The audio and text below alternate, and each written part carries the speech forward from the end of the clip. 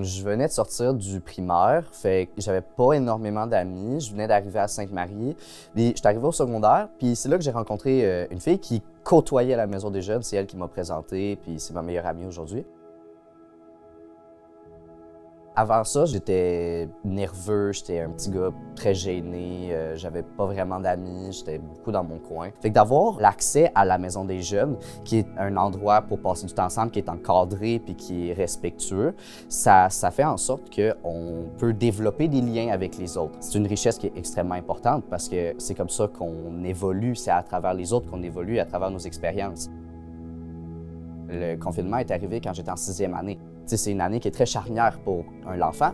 De rentrer en confinement à ce moment-là, ça a vraiment brisé quelque chose pour les jeunes. Je vois beaucoup de jeunes qui passent leur journée dans leur lit, passer beaucoup de temps sur leur cellulaire à scroller, à doom scroll. C'est toutes des choses que je vois beaucoup dans mon quotidien, les jeunes autour de moi.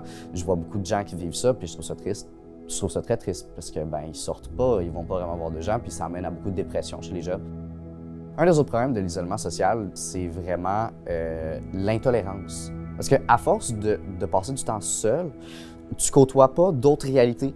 Et quand tu arrives en face de ces réalités-là, tu connais pas ça, fait que t'es un peu frileux, t'es comme je connais pas trop.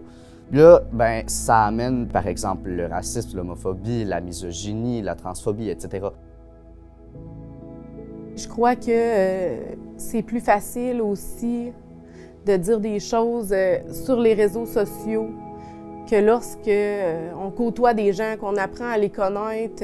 C'est sûr que les jeunes qui vont vivre, qui vont se sentir différents, qui vont vivre cette intolérance-là, ça peut les mener aussi à un certain isolement. Les maisons des jeunes, c'est un lieu où est-ce que les jeunes peuvent se retrouver ensemble. C'est un milieu sécuritaire où est-ce que tout le monde va être accueilli dans ce qu'il est. Ils arrivent ici, nos animatrices, nos animateurs sont là pour les accueillir. On va pas laisser un jeune de côté. Donc, tu sais, un jeune qui est seul, qui arrive ici, peut-être qu'au début, il va jouer une game de billard avec une animatrice, mais tu sais, par la suite, il va connaître des gens, puis il va tranquillement s'intégrer. C'est vraiment une place où est-ce qu'on apprend à vivre ensemble. On fait aussi beaucoup d'activités inter-Maison des Jeunes. T'sais, moi, j'ai des rencontres là, avec d'autres maisons des jeunes de tout le territoire, dont la Maison des Jeunes qui est plus près de chez nous, ici, Beauce-Centre, ou la Maison des Jeunes Beauce-Sartigan.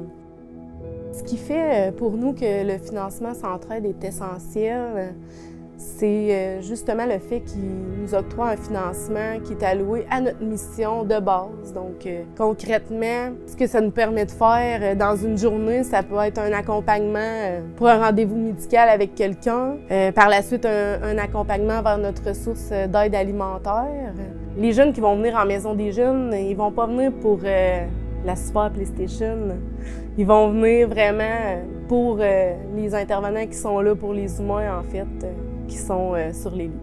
Selon moi, les maisons des jeunes, c'est extrêmement important pour moi et pour la société au complet. Je pense que c'est un atout incroyable.